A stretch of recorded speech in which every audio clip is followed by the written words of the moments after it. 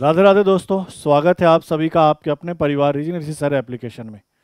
आज की क्लास में पटवार 2024-25 जो मॉक टेस्ट हमारा चल रहा है उसके मॉक नंबर 8 के मैथ के क्वेश्चन के सॉल्यूशन को देखेंगे। समझिएगा कैसे क्वेश्चंस थे, क्या सॉल्यूशन होना चाहिए, क्या सही आंसर था, कैसे आपको क्वेश्चन को अटेम्प्ट करना था। बढ़ते हैं मॉक नंबर 8 पे। आगे बढ़ने से पहले कुछ इन्फॉर्मेशन है जो कि इम्पॉर्टेंट है। क्या इम्पॉर्टेंट इन्फॉर्मेशन है? तो सबसे पहली बात कि अगर आप पटवार रीजनिंग स्पेशल कोर्स लेना चाहते हैं तो ये कोर्स हमारे ऐप पे आपको 1100 रुपये में सिर्फ अवेलेबल हो जाएगा। कितने रुपए में अवेलेबल हो जाएगा? 1100 में। इसमें पटवार से रिलेटेड जितने भी टॉपिक हैं उन सबको पढ़ाया गया है। पूरा जो कोर्स है वो पटवार के रिवेलेंट है, पटवार के हिसाब से ही डिज़ाइन किया गया है। कैसे क्वेश्चंस आते हैं, क्या क्वेश्चन का लेवल रहता है, वो सब देखकर ये इस कोर्स को डिज़ाइन किया गया है। सेम उसी तरीके से मैथ का कोर्स भी डिज़ाइन किया गया है। और मैथ का जो स्पेशल मैथ का जो कोर्स होगा वह कितने का होगा? 900 का। ठीक है, आप चाहें तो मैथ रीजनिंग अलग अलग ना लेकर कॉम्बो ले सकते हैं और कॉम्बो आपको सस्ता भी पड़ेगा। कॉम्बो आपको मात्र 1600 रुपये में मिल जाएगा। इसमें कंप्लीट मैथ जिसके क्वेश्चन लगभग होंगे कितने? 20। मैथ के रीजनिंग के क्वेश्चन कितने? 25। और 20 क्वेश्चन किसके आते हैं? मैथ के। टोटल 45 क्वेश्चन का वेटेज रहता है किससे? मैथ और रीजनिंग से। और नंबर आपको दिलाता है कितना? 90 नंबर आपको दिलाएगा। तो पूरा जो कोर्स डिज़ाइन किया गया है मैथ और रीजनिंग का अकॉर्डिंग टू पटवार, जैसे क्वेश्चन पूछे जाते हैं, जैसा लेवल रखा जाता है, इवन उससे थोड़ा लेवल बढ़ाकर ही दिया गया है कि पेपर कल होकर अगर पिछले साल से डिफिकल्ट बने तब भी आप पेपर में अच्छे क्वेश्चन अटैम्प्ट कर पाओ।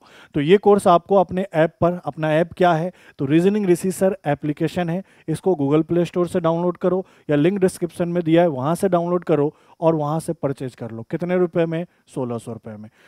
ठीक है, चलिए बढ़ते हैं आगे आज के सेशन की तरफ। और आज के सेशन का जो पहला क्वेश्चन है वो पहला क्वेश्चन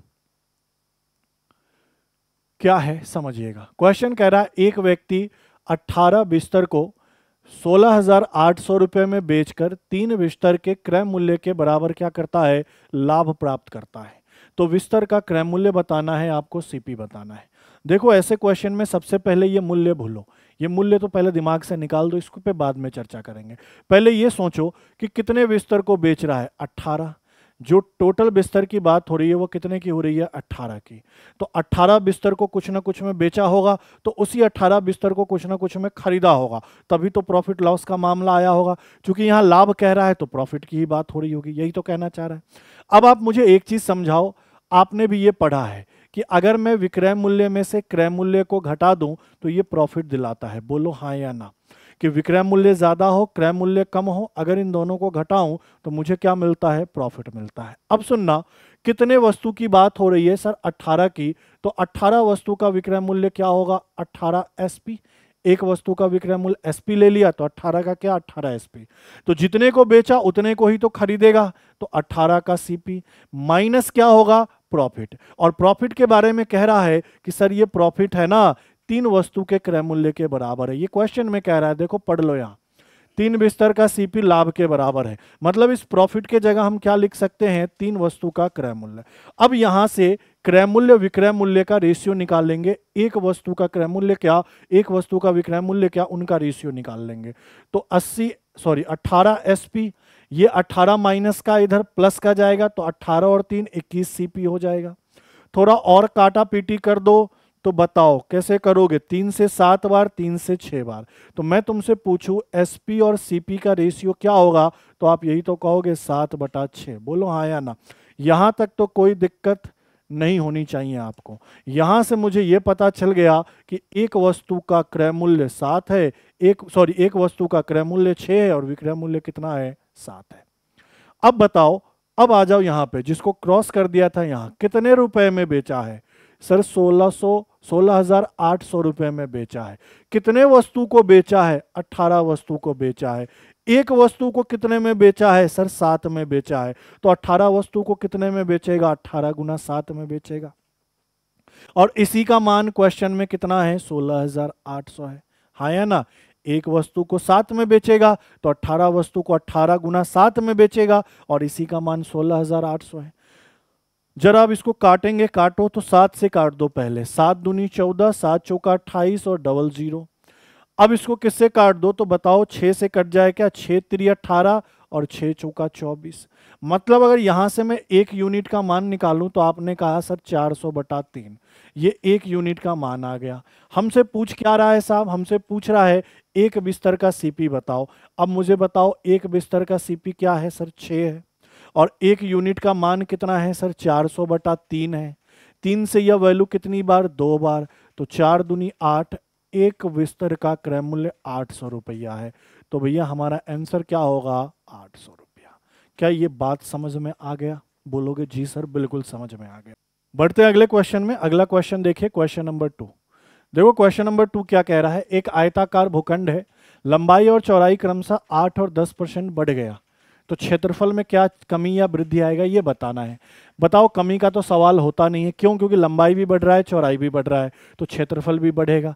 तो सिंपल एक चीज बताओ, एरिया क्या होता है? आप कहोगे सर लंबाई गुना चौड़ाई, मतलब लंबाई एक बार और चौड़ाई एक बार। तो मुझे बताओ लंबाई में कितना बढ़ा, 10, तो प्लस का 10, चौड़ाई में कितना बढ़ा, 8, तो प्लस का 8, और प्लस गुना प्लस, 10 गुना कितना, 8 बटा क्या, 100। बताओ ये 0 से 0 कटा, तो ये तो आया 18 और ये आया 0.8, तो आपने कहा सर 18.8 प्लस का है, मतलब एरिया इंक्रीज हुआ। कितना इंक्रीज हुआ? तो सर 18.8 इंक्रीज हुआ।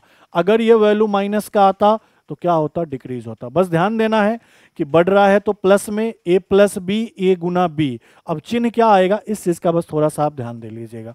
चलिए बढ़ते हैं अगले क्वेश्चन में। क्वेश्चन नंबर 3 देखो क्या कह रहा है, मानवी ने कुछ पैसा साधारण ब्याज पे उधार लिया, फिर कह रहा है पहले 3 साल के लिए। देखो यहीं से डिकोड करते चले जाओ, जगह भी कम है। पहले 3 साल के लिए कितने वर्ष की बात हो रही है, कलर करता हूं चेंज, ये भी नहीं दिखेगा, हरा देखता हूं। पहले 3 साल के लिए, कितने साल के लिए, 3 साल के लिए, रेट कितना है, 6%। फिर कह रहा है 5 साल के लिए, अगले 5 ईयर के लिए रेट कितना है सर, 9%। और 8 साल के लिए, कितने ईयर की बात कर रहा है, 8 साल के लिए, रेट कितना है, 13%। ठीक है, आगे क्या कह रहा है, यदि 11 वर्षों के अंत में टोटल कितना चुकाया है, 8160। टोटल कितने वर्ष की बात हो रही है सर, 11 वर्ष की बात हो रही है। ये 11 वर्ष का ब्याज है 8160। तो बताना है कि मूलधन क्या होगा या कितना पैसा उसने उधार लिया था। पहले एक चीज बताओ, 1 साल का 6%, तो 3 साल का कितना, 3 साल का कितना सर, 6 3 18%, सही लिख रहा हूं। प्लस 1 साल का 9, तो 5 साल का कितना, 9 5 45%, सर सही लिख रहा हूं। 3 और 2 5 हो गया, सुनना मेरी बात, 3 और 2 5 हो गया, टोटल 11 साल की बात कर रहा है। और 8 वर्ष के आगे कह रहा था, यहां थोड़ा सा सही कर लो, ये 8 वर्ष के आगे कह रहा था। 5 3 8 वर्ष के आगे कितना होगा, तो आप यही तो कहोगे 3 वर्ष। सुना मेरी बात को, 3 साल यहां, 5 साल यहां, 8 साल हो गए, टोटल 11 वर्ष की बात कर रहा है। और यहाँ 8 वर्ष के आगे कह रहा है, तो 5 3 8, तो 3 यहाँ 3 साल की तो बात कर रहा है, तो 3 साल के लिए 13% है। तो बताओ 13 गुना 3 कितना, तो आपने कहा 39%। और इन सब का वैल्यू है 8160। क्लियर है ये बातें? ठीक है, अब इनको जोड़ लो। तो बताओ कैसे जोड़ोगे, ये 45 है, तो पहले ये 39 और 18 जोड़ लो, 57 और 45, तो 102%। 102% का वैल्यू है 8160। आपसे पूछा मूलधन क्या होगा, जो कि 100% होता है। 100% का वैल्यू क्या, तो 8160 बटा 102 गुना कितना सर, 100। अब देखो साफ साफ दिख रहा है, ये कितना गुना, 8 गुना, और एक जीरो बैठा दो, तो 80 गुना 100, 8000। मूलधन कितना सर, 8000। ऑप्शन नंबर सी क्या है इसका, बिल्कुल ही सही उत्तर। क्लियर है, ध्यान बस ये देना था, 5 और 3 8, टोटल 11 हो रहा है, तो 8 वर्ष के बाद कितने साल का ब्याज और लगेगा, 3 साल का, तब ये 11 साल का होगा। ये 3 साल का, ये 5 साल का, ये 3 साल का, टोटल 11 साल। ठीक है, अगले क्वेश्चन को देखिए, क्वेश्चन नंबर 4, बहुत आसान है, चलो सरल कर लो। ये 5 चौका कितना सर, 20, प्लस 4 और 3 कितना, 7, क्योंकि पहले ब्रैकेट के अंदर का काम करोगे, तो 7 का वर्ग 49, भागा कितना सर, 7 गुना कितना, 4। अब बताओ सर, ये 20 है, प्लस है, 49 है, गुना, भाग को गुना में लिखो और 1/7 लिख दो, गुना 4। 7 से कितनी बार, 7 बार, 7 चौका 28, तो 20 प्लस 28 कहने का मतलब 48। 48 क्या होगा इस क्वेश्चन का बिल्कुल ही सही उत्तर। ठीक है ये बात, 48 बिल्कुल ही सही उत्तर। आगे बढ़ो, क्वेश्चन नंबर 5 देखो। अरे देखो क्या कह रहा है, प्रथम 5 भाज्य कंपोजिट नंबर और प्रथम 5 अभाज्य प्राइम नंबर, ये कौन सा नंबर है सर? Composite number. सर ये क्या है? Prime number. और इनके बीच जो औसत है इनका, उनके बीच का डिफरेंस पूछा, यही तो कह रहा है। इनके माध्य, माध्य का मतलब एवरेज के बीच का क्या बताओ, डिफरेंस बताओ। तो बताओ बताओ प्राइम नंबर कहाँ क्या होता है? तो जिसके 2 फैक्टर हो, या तो वो संख्या खुद से कटे या 1 से कटे। तो 5 प्राइम नंबर देखो क्या क्या होगा। तो स्टार्ट 2, 2 के बाद 3, 3 के बाद 5, 5 के बाद 7 और 7 के बाद 11, इनका एवरेज। ये हमारे स्टार्टिंग के 5 प्राइम नंबर। अब कंपोजिट नंबर की बात करें तो क्या होता है, जो नंबर प्राइम ना हो वो सारे कंपोजिट है। लेकिन एक को मत ले लेना, एक ना ही प्राइम है ना ही कंपोजिट है, ये ध्यान रखना। तो एक के अलावा जो जो बचा प्राइम के अलावा, एक और प्राइम के अलावा जो जो बचा सब कंपोजिट है।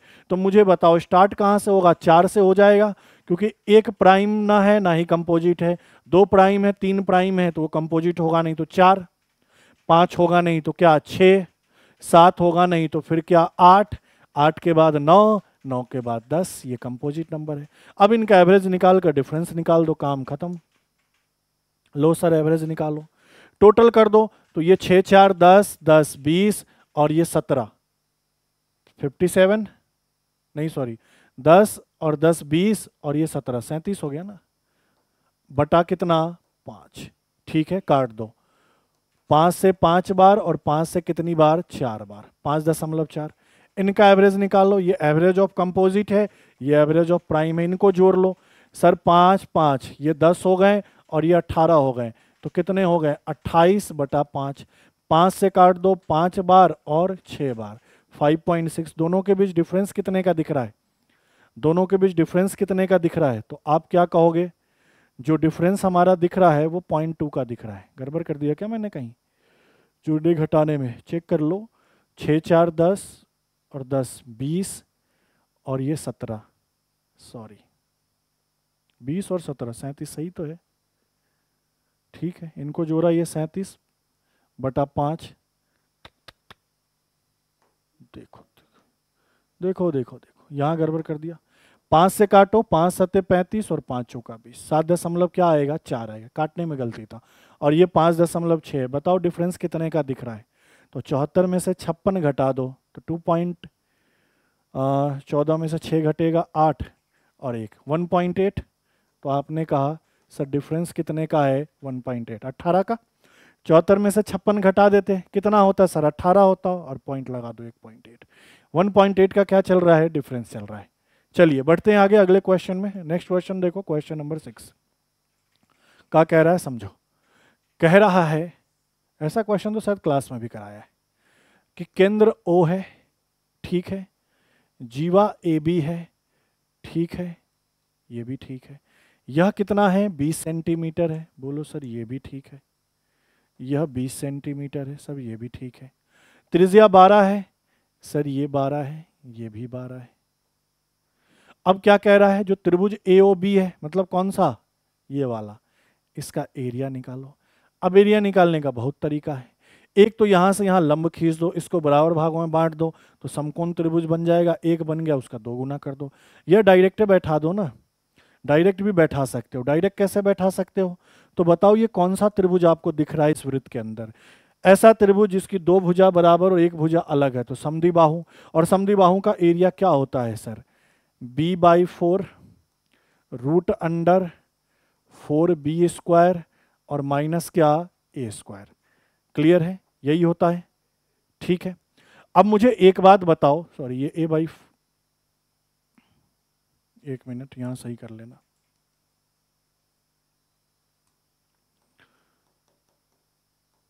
a/4 4b² और माइनस a², ठीक है। a क्या होता है? जो अलग भुजा है वो, और b क्या होता है? जो बराबर भुजा है वो। ध्यान देना, a क्या है? तो जो अलग भुजा है, तीनों में से अलग कौन है? ये 20। और b क्या है? तो बराबर भुजा है। तो मुझे बताओ a का मान कितना? 20 बटा कितना 4 √4 बी का मान कितना 12, तो 12 का स्क्वायर डायरेक्ट 144 लिख दो, बोलोगे जी सर। और ए कितना है 10, 10 का स्क्वायर कितना 100, सॉरी ए कितना है 20, 20 का स्क्वायर कितना 400। देखो ये ए हो गया, मैं लिख देता हूं, और ये मेरा क्या हो गया बी। ये बी जो होता है बराबर भुजा वाला का एक भुजा, और ये ए होता है अलग भुजा। अब बैठा लो दो, 4 से कितनी बार 5 बार, थोड़ा इसको कैलकुलेट करना पड़ेगा। देखो 144 का 4 गुना, 4 चौका 16, 4 चौका 16 और एक 17, 4 और एक 5, 576 माइनस 400। मुझे एक बात बताओ, 5 रूट अंडर 176। अब एक चीज जरा गौर करो, एक चीज गौर करो, क्या मैं इसको किसको इसको ऐसा लिख सकता हूं? मैं अगर इसको 8 से काट दूं तो आप कहोगे सर 8 दूनी 16, 8 दूनी 16 गुना 8।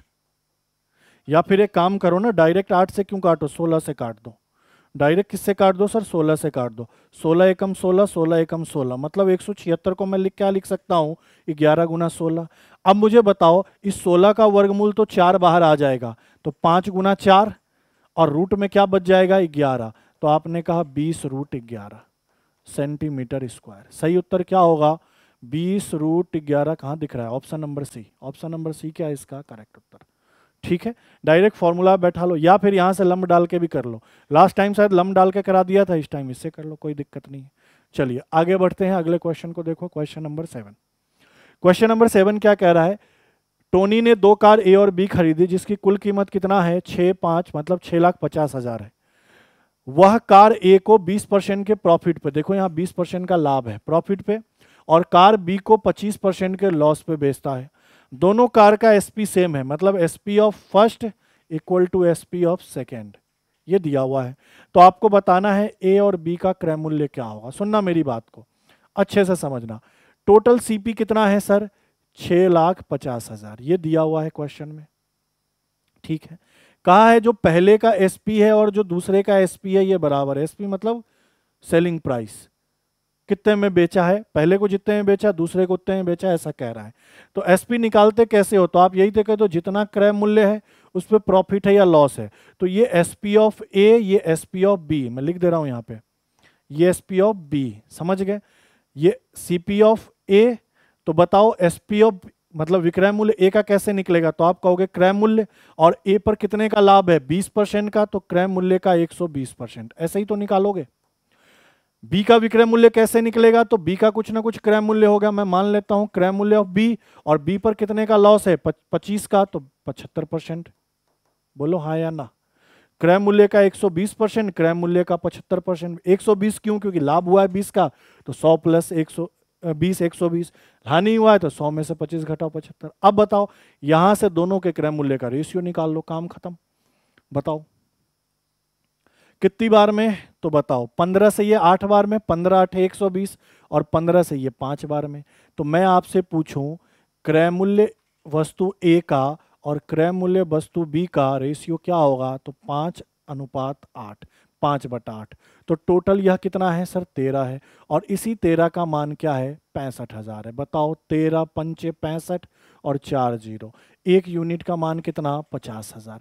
हमसे दोनों का पूछा है, किसका किसका, ए और बी का। तो ए का वैल्यू क्या है, कलर करूं मैं चेंज, ए का वैल्यू क्या है 5, तो 5 गुना 50,000, तो आप कहोगे सर 25,000।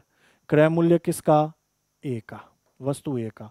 वस्तु बी का क्या होगा सीपी, तो आप कहोगे सर 8 है, और 8 गुना 50,000, 8 पंचे 40, 8 पंचे 40, और इस पे 1 0। ठीक है, तो आपने कहा ये 25,000 नहीं, 2,50,000 ए का और 4 लाख किसका, बी का। सही उत्तर क्या हो जाएगा, तो option number D. Option number D क्या है इसका बिल्कुल ही करेक्ट उत्तर। ये कितना हो गया 2.5 लाख, और ये कितना हो गया 4 लाख। बढ़े आगे, चलिए आगे बढ़ते हैं। क्वेश्चन नंबर 8 को देखिए। क्वेश्चन नंबर 8 क्या कह रहा है, एक घनाभीय बॉक्स की लंबाई चौड़ाई क्रमशः 25 और 15 है। बॉक्स का आयतन ये है, तो ऊंचाई निकालना है। बताओ घनाभ का आयतन क्या होता है, लंबाई गुना चौड़ाई गुना ऊंचाई। आयतन कितना है सर 1875 है, लंबाई 25, चौड़ाई 15, ऊंचाई निकालना है। अब काटा पीटी करना है। देखो 25 सत्ते 175, 12 और 5 25 पंचे 125, और 15 से काट दो 5 बार में। आई थिंक हाइट कितना आ गया 5 सेंटीमीटर है तो सेंटीमीटर। हाइट कितना हो गया सर 5। ऑप्शन नंबर बी क्या है, बिल्कुल ही सही उत्तर। 5 सेंटीमीटर का क्या हो गया सर, हाइट हो गया। ठीक है, चलिए अगले क्वेश्चन को देखिए, क्वेश्चन नंबर 9। अच्छा क्वेश्चन है, क्या कह रहा है कि 5 लोगों के एक समूह में पहले 3 और अंतिम 2 का औसत 9:7 है। देखो पहले 3 का एवरेज ऑफ 3 और एवरेज ऑफ 2, इनका रेशियो कितना है 9:7 है। लिख दिया। 3 मतलब पहले 3 वाले का और 2 मतलब बाद में 2 वाले का। टोटल 5 ही तो है। देखो 5 ही तो व्यक्ति है, तो पहले 3 व्यक्ति का एवरेज 9, बाकी 2 व्यक्ति का एवरेज 7। आगे क्या कहा, उनकी औसत आयु। देखो एवरेज आयु का डिफरेंस कितना है 12 है, और यहां एवरेज इसका 9 है और ये 7 है, तो यहां डिफरेंस कितने का है सर 2 का। मतलब इस 2 की वैल्यू कितनी है 12, तो 2 1 यूनिट का मान कितना होगा सर 6। अब मुझे एक एक करके समझाना। मैं पहले 3 का एवरेज पूछूं तो 9 6 54 ईयर हो जाएगा। अब मैं पूछूं अंतिम 2 का एवरेज क्या होगा, तो आप कहोगे 7 6 42 होगा। ये तो एवरेज आया। कहानी समझ में आया कि पहले 3 का एवरेज कितना है 54 साल, अंतिम 2 का एवरेज कितना है 42 साल। तो मैं तुमसे पूछूं भैया पहले 3 का टोटल एज क्या होगा, तो आप यही तो कहोगे सर 54 का 3 गुना, क्योंकि 3 व्यक्ति है और एवरेज 54 है, तो 54 गुना 3। मैं बोलूं अंतिम 2 का टोटल एज क्या होगा, तो आप कहोगे सर 42 का 2 गुना। बोलोगे हाँ। बताओ 54 तिया कितना होता है, तो 4 तिया 12 और 15 और 1 16 162, और ये कितना हो गया सर 84। मतलब पहले 3 का टोटल एज 162 है, 2 का टोटल एज कितना है 84 है।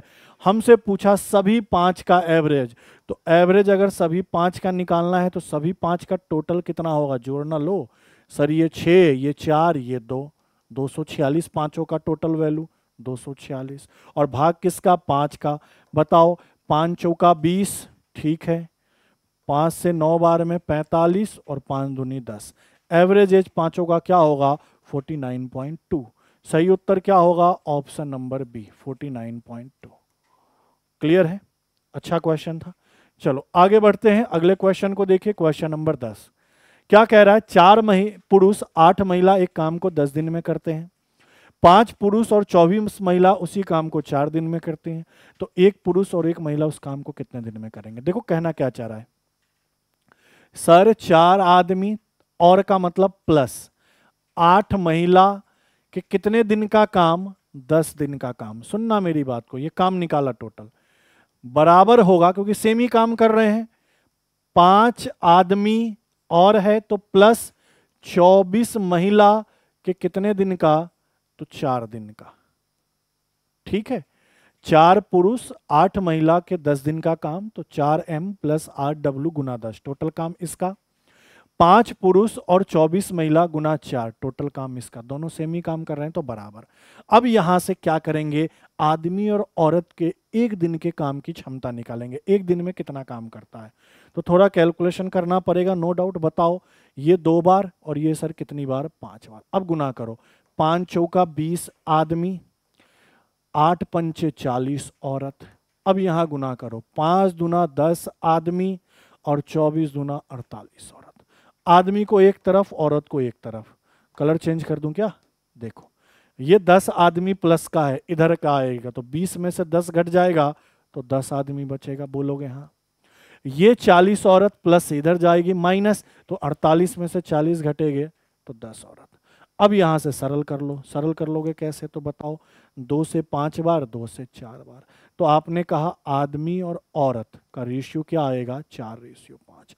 मतलब ये पता चल गया कि एक आदमी एक दिन में 4 काम, एक औरत एक दिन में 5 काम।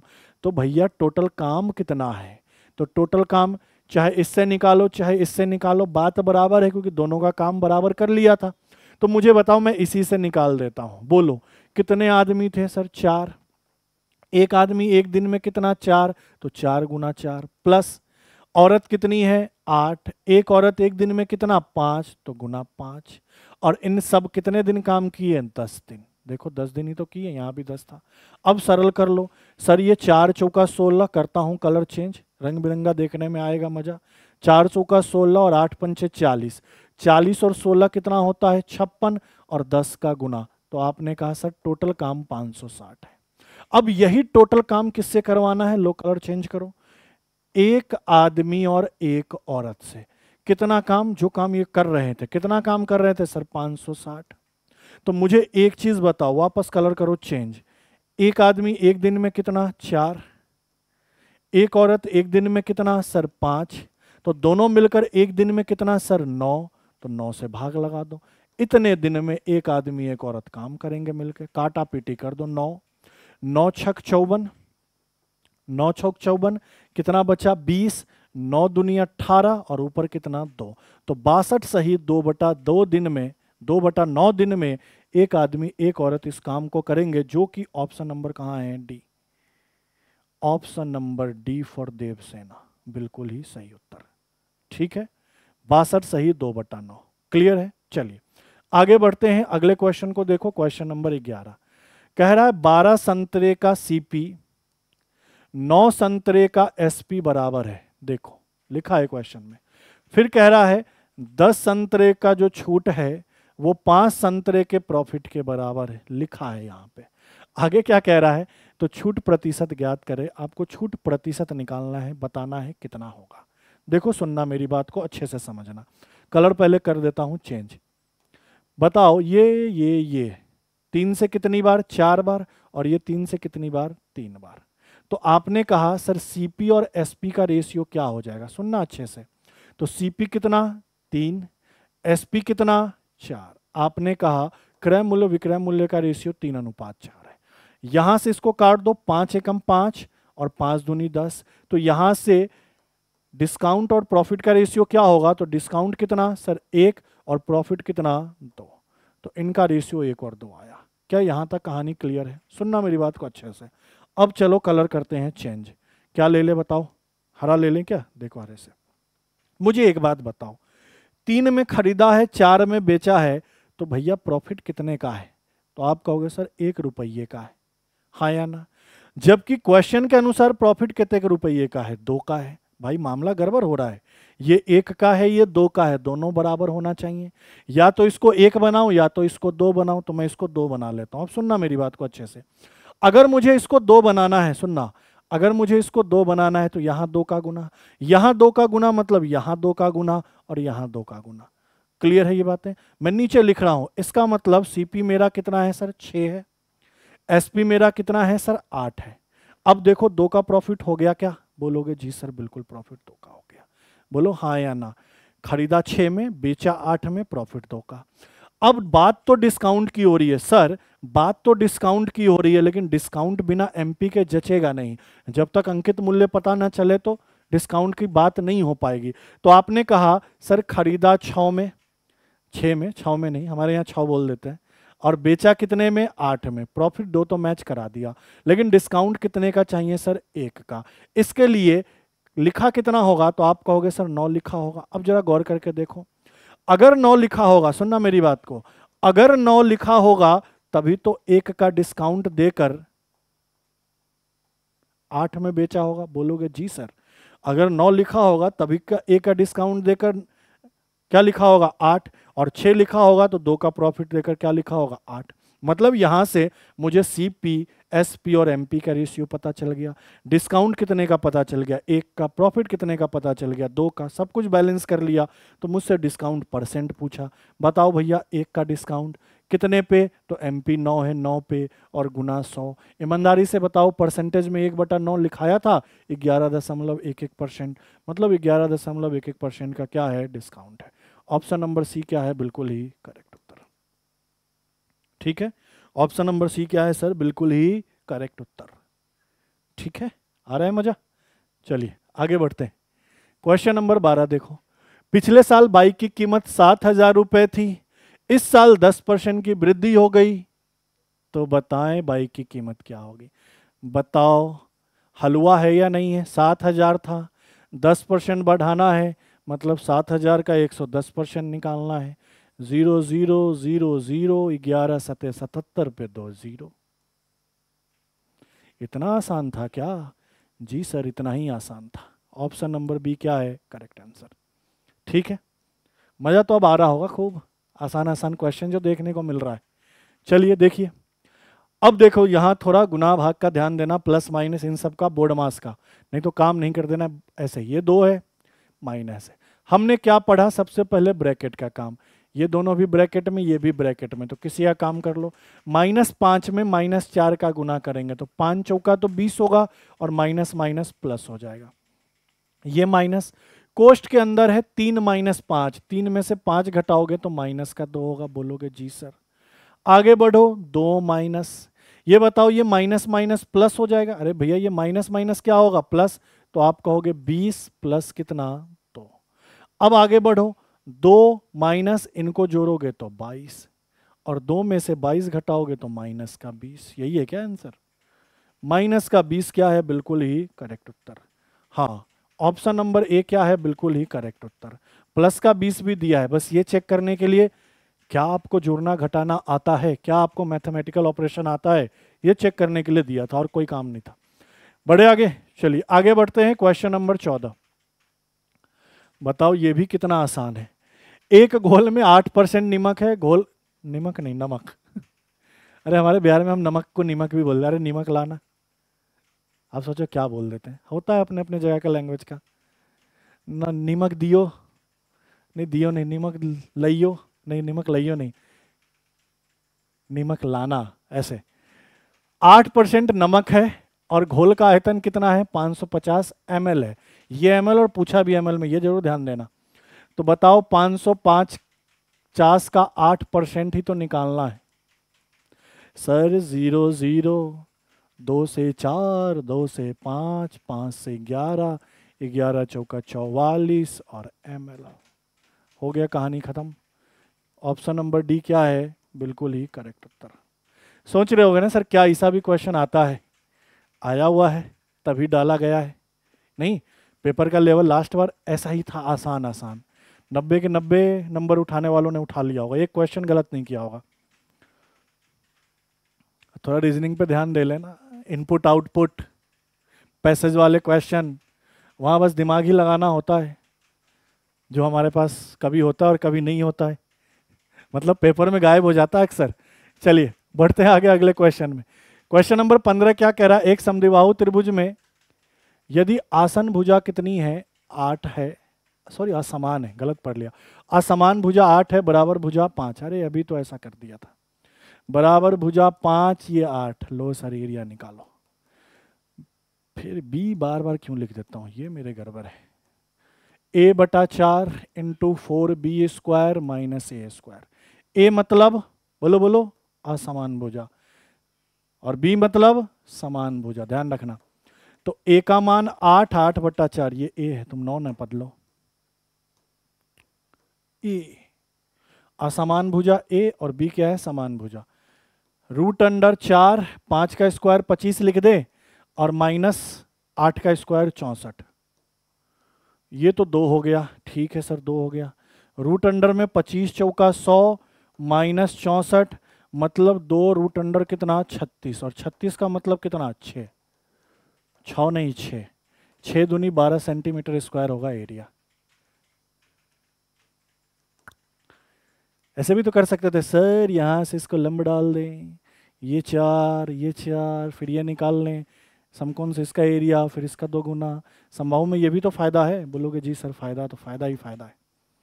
ठीक है, चलिए आगे बढ़ते हैं। नेक्स्ट क्वेश्चन देखो, क्वेश्चन नंबर 16 क्या कह रहा है? 14 सेंटीमीटर व्यास वाले एक ठोस अर्धगोला है, ऐसा।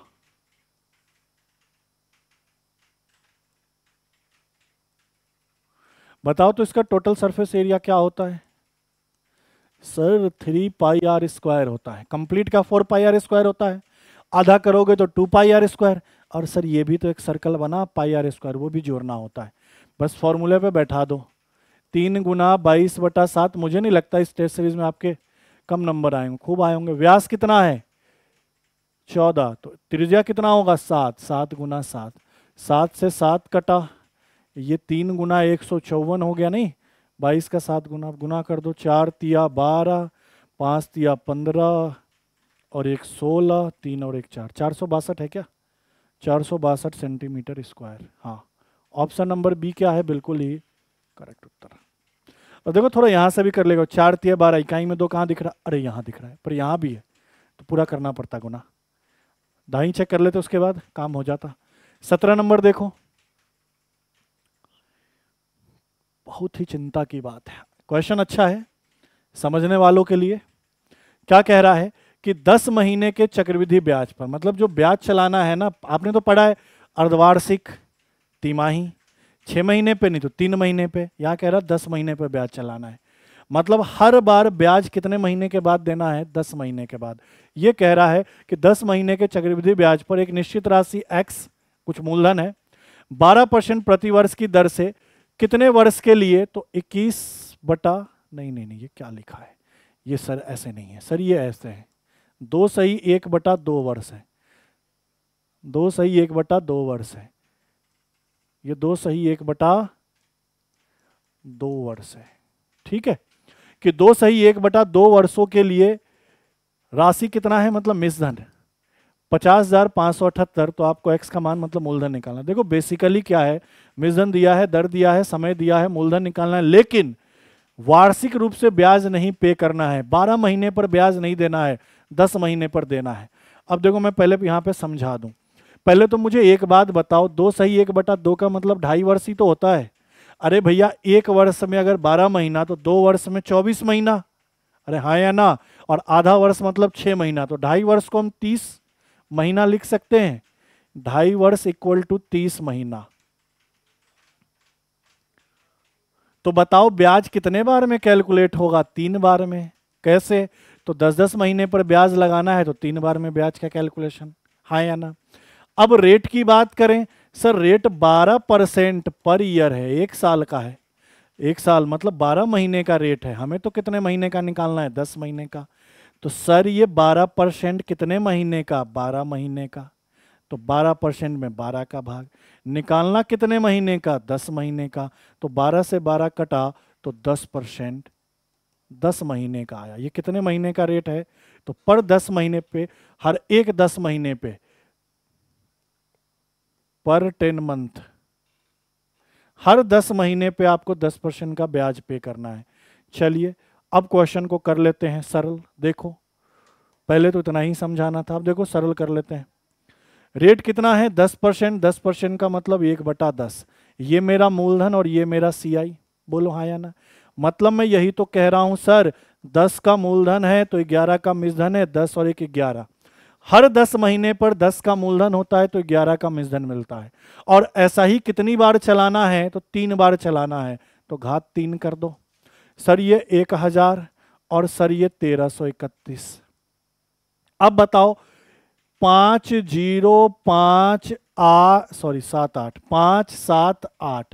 किसका वैल्यू दिया है, तो 1331 का वैल्यू दिया है मिश्रधन का, और निकालना क्या है सर, मूलधन, तो गुना 1000 कर दो, काटा पीटी कर दो, काम खत्म।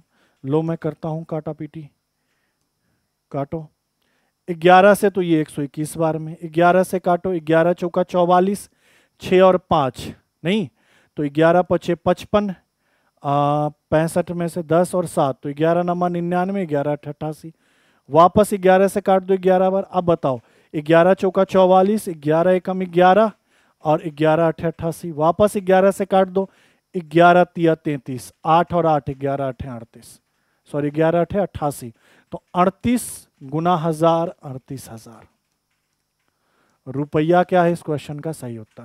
ऑप्शन नंबर ए क्या है करेक्ट उत्तर। समझ में आ गया ना कि 3 पावर क्यों लगाया, क्योंकि ब्याज का कैलकुलेशन 3 बार में था इसीलिए। ठीक है चलिए अगले क्वेश्चन को देखिए, क्वेश्चन नंबर 18 कह रहा है सर 3 कप प्लस 5 प्लेट कितने का, 1080 का। आगे कह रहा है सर 2 कप प्लस 4 प्लेट कितने का, 840 का। तो निकालना क्या है, 1 कप और 1 प्लेट का कीमत। भैया करना पड़ेगा इसको सर, क्योंकि इसको सर इस समीकरण को सरल करे बिना काम नहीं चलेगा। अब समीकरण को सरल करने का तरीका क्या होगा, तो देखो पहले, क्या मैं इतना लंबा करूं, नहीं ये समीकरण 1, समीकरण 2। किसी एक वैल्यू को काटना है और काटने के लिए पहले दोनों वैल्यू बराबर होना चाहिए। तो मैं काम करता हूँ इन दोनों वैल्यू को बराबर कर देता हूँ। यहाँ 3 है, यहाँ 2 है। दोनों को बराबर करने का मतलब क्या है कि जो यहाँ पे वैल्यू है उससे इन सब में गुना कर दो। मतलब इन सब में किसका गुना कर दें सर? 2 का। ये भी कलर चेंज करके लिखते हैं। इन सब में गुना किसका कर दे सर? 2 का। और यहाँ वैल्यू कितना है? 3, तो इन सब में गुना कर दे 3 का। अब इससे क्या होगा कि दो वैल्यू जब समान हो जाएंगे ना तो कैलकुलेशन को आसान सॉल्व करना आसान होगा। तो बताओ, ये 3 दूनी 6 कप, 5 दूनी 10 प्लेट और 108 का 2 गुना 216 और 1 0 हो गया। 3 का गुना इधर करो तो 3 दूनी 6 कप, 4 तिया 12 प्लेट और 84 का 3 गुना करना पड़ेगा। 4 तिया 12, 24 और 1 25। ठीक है, अब इनको सरल करो। सरल करने के लिए क्या करो? ऊपर वाले में से नीचे वाले को घटा दो। सरल करने के लिए क्या करो? ऊपर वाले में से नीचे वाले को घटा दो। और जिसको घटाते हैं उसका चिन्ह बदलता है। ये प्लस है तो माइनस में, ये प्लस है तो माइनस में, ये प्लस है तो माइनस में। प्लस का 6 कप, माइनस का 6 कप कट गया। 10 कप में से 12 कप घटाओगे, प्लेट घटाओगे तो माइनस का 2 प्लेट। और यहाँ 2160 में से 2520 घटाओ, तो इसमें से इसको घटाओ ना। देखो क्या देखोगे, 2500 में से अगर 160 घटा दे तो 2500 में से 2160 घटा दे तो 340 और 20 360 माइनस का। 360 किसका सर? माइनस का। देखो ये 360 माइनस का और ये 2p माइनस का। ये माइनस माइनस कट जाएगा। 2 से कितनी बार? 180 बार। मतलब एक प्लेट की कीमत है सर 180। अब एक कप का निकालना है तो इस वाले समीकरण में वैल्यू पुट कर दो या इस वाले में, किसी में भी पुट कर दो। तो एक प्लेट के लिए हम क्या रख सकते हैं सर? 180। एक प्लेट के लिए क्या रख सकते हैं? 180। ठीक है, तो बताओ 3 कप प्लस एक प्लेट के लिए 180 और टोटल ऐसे कितने प्लेट है? ये सर 5 है। 5 प्लेट है तो गुना 5 और इसका वैल्यू है 1080। ठीक है, तो 3 कप का वैल्यू क्या होगा सर? 1080। इनको गुना करोगे तो 18 पंचे 90 मतलब -900। तो आपने कहा 3 कप बराबर 180, तो कप का क्या होगा? 60। कप का कितना? 60। क्लियर है? इसमें से 900 घटाया 180, तो 3 कप बराबर 180, तो एक कप का कितना? 60। हमसे किसका किसका पूछा है? एक कप।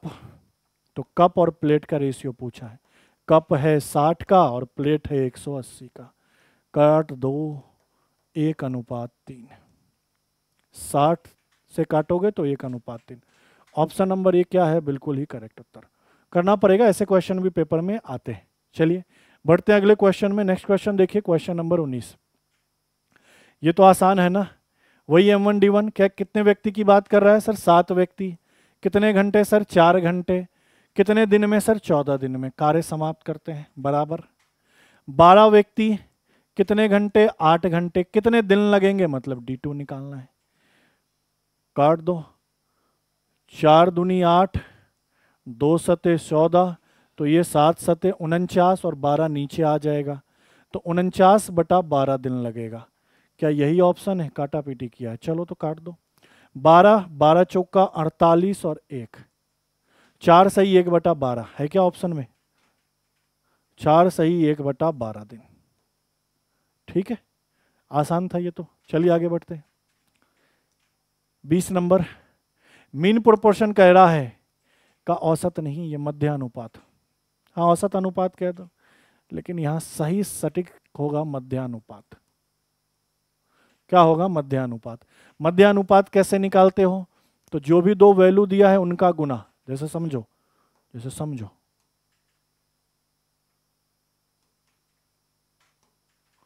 मैंने कहा, क्या कहा? मैंने कहा ABC मध्य अनुपात है, तो मध्य मतलब इस बीच वाले का वैल्यू। तो ये बीच वाले का वैल्यू क्या होता है? √अंडर इन दोनों का गुना। यही होता है, पढ़ाया है, यूट्यूब पे भी है रेशियो का ये कॉन्सेप्ट, और ऐप में तो है ही। तो आपको सिंपल क्या कह रहा है? इसका मीन प्रोपोर्शन पूछ रहा है, मध्य अनुपात पूछ रहा है, तो √अंडर इन दोनों का गुना करना है। A Guna A/B²। अरे भैया बताओ, A²/B² हो जाएगा। A² का मतलब रूट से बाहर A और B² का मतलब रूट से बाहर B। तो A/B इसका मध्यानुपात, ऑप्शन नंबर ए। ये होता है मीन प्रोपोर्शन, कि बीच वाला वैल्यू इन दोनों के गुना का रूट, बीच वाला वैल्यू पहले और तीसरे इनके अगल बगल में इन दोनों के गुना का रूट। तो वही किया, दोनों को गुना कर दिया, इन दोनों का मीन प्रोपोर्शन पूछा, रूट निकाल दिया, A/B। ठीक है, हाँ कंप्लीट हो गया। अब इसके बाद ये हमारे सोशल मीडिया के कुछ प्लेटफॉर्म है, इसको ज्वाइन करना बहुत जरूरी है। सबसे पहला क्या है सर? टेलीग्राम है। वाइट पे वाइट हो जाएगा, चलो कलर चेंज। ये क्या है? टेलीग्राम है, ये अपना इंस्टा है, ये अपना यूट्यूब है और ये अपना फेसबुक है। इन सबको आपको क्या करना है? ज्वाइन करना है। ठीक है, टेलीग्राम को तो ज्वाइन कर ही लेना है हर हाल में, यूट्यूब को भी हर हाल में, यूट्यूब पे फ्री कंटेंट मिलेगा। टेलीग्राम को ज्वाइन करोगे और एप्लीकेशन को ज्वाइन करोगे तो वहाँ पे भी फ्री कंटेंट है, फ्री में आपको मॉक टेस्ट वहीं पे ये अवेलेबल कराया गया है। साथ साथ में किसी भी प्रकार के इन्फॉर्मेशन के लिए टेलीग्राम ज्वाइन करना ज़रूरी है। टेलीग्राम से आपको हर तरीके का इन्फॉर्मेशन मिलेगा, कब कौन सा बैच आ रहा है, किसके लिए हम फ्री क्लास ला रहे हैं, कौन सा मॉक टेस्ट हम मुफ्त में आपको उपलब्ध करा रहे हैं, ये सारी जानकारी। ठीक है, तो इन सभी को ज्वाइन कर लीजिए। और अब तक तो आपके नाम पे रीजनिंग ऋषि, सॉरी आपके मुंह पे रीजनिंग ऋषि सर नाम आ जाना चाहिए कि भैया अगर मुझे मैथ और रीजनिंग करना है तो रीजनिंग ऋषि सर यूट्यूब चैनल को फॉलो करना है, उन्हीं के टेलीग्राम को फॉलो करना है और इस एप्लीकेशन को डाउनलोड कर लेना है। ठीक है, आज के लिए इतना ही। थैंक यू, धन्यवाद। ओके।